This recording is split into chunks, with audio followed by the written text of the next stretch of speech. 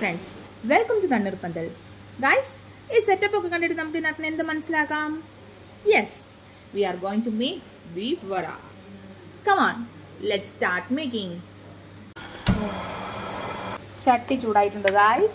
അതിലേക്ക് നമുക്ക് വെളിച്ചെണ്ണ ഒഴിച്ചു കൊടുക്കാം. ചൂടായ വെളിച്ചെണ്ണയിലേക്ക് കടുകിടാം. കടുക് പൊട്ടിക്കൊണ്ടിരിക്കുന്നു. നമുക്ക് അല്പം പെരുംജീരകം.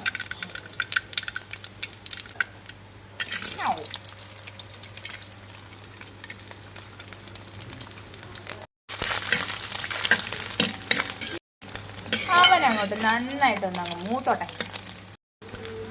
എന്നിട്ട് നമുക്ക് രണ്ട് പത്തലുമുളക് അങ്ങോട്ട് ഇട്ട് കൊടുക്കാം.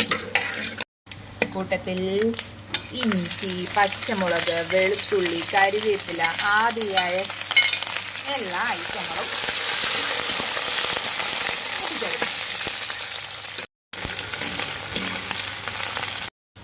ഇനിയോ നമ്മുടെ സവാളക്കൊട്ടൻ കിടന്ന് മൂക്കട്ടെ. കൂട്ടത്തിലൊരു ബ്യൂട്ടിക്ക് പൊട്ടറ്റോയും ക്യാരറ്റും അവനും കൂടെ ആ കൂട്ടത്തിൽ തന്നെ അങ്ങ് മൂത്തോട്ടെ. അല്പം മഞ്ഞൾപ്പൊടി,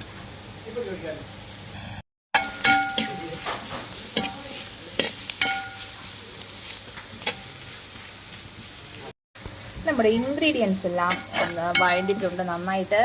ഇനി നമ്മുടെ മെയിൻ താരം ബീഫ്, പുഴുങ്ങി വെച്ച ബീഫ് ചെറുതായി അരിഞ്ഞെടുത്തിട്ടുണ്ട്.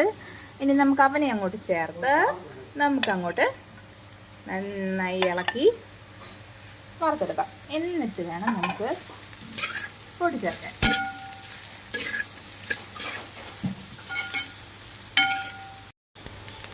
ഇനി അല്പം ഗരം മസാല,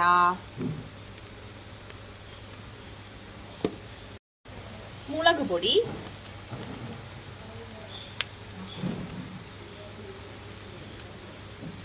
മീറ്റ് മസാല, അല്പം കൂടി മഞ്ഞൾപ്പൊടി.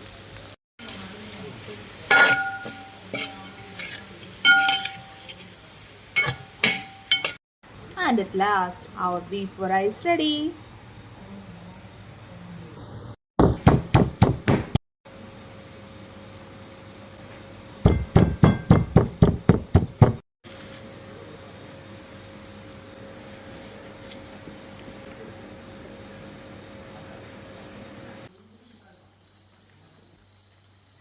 അതെ, നമ്മുടെ മീൻകുട്ടന്മാരെല്ലാം മേളി വന്ന് നോക്കിക്കൊണ്ടിരിക്കുക ഇവിടെ എന്താ പരിപാടിന്ന്. ഇതുകൊണ്ടോ നമ്മുടെ സിലോപ്പിക്കുട്ടന്മാരെല്ലാം വലുതായി തുടങ്ങി കേട്ടോ.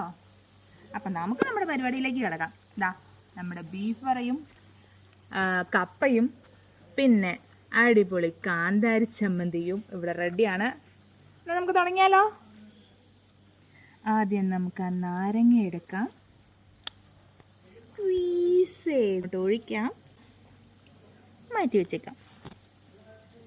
ഒരു കഷ്ണം ബീഫ് വറ ആണോ, നല്ല സ്ലൈസ് ആയിട്ട് നല്ല നൈസായിട്ട് അരിഞ്ഞിട്ടുണ്ട്. നന്നായിട്ട് വറയായിട്ടുണ്ട് കേട്ടോ.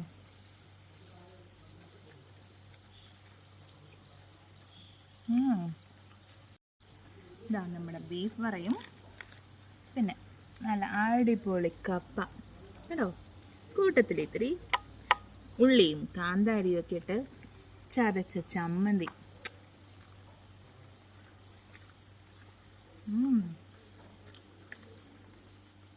ഫാന്റാസ്റ്റിക്, പെർഫെക്റ്റ്, ഒന്നും പറയാനില്ല.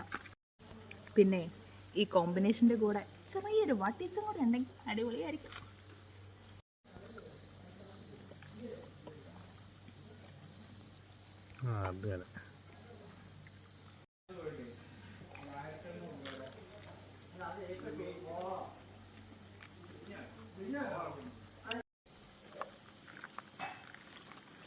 അപ്പോഴേ തണ്ണീർ പന്തൽ നിങ്ങൾക്കായി പോത്തുവരയും കപ്പയും ആൻഡ് മെനി മോർ ഐറ്റംസുമായിട്ട് വെയിറ്റ് ചെയ്യുവാണ്.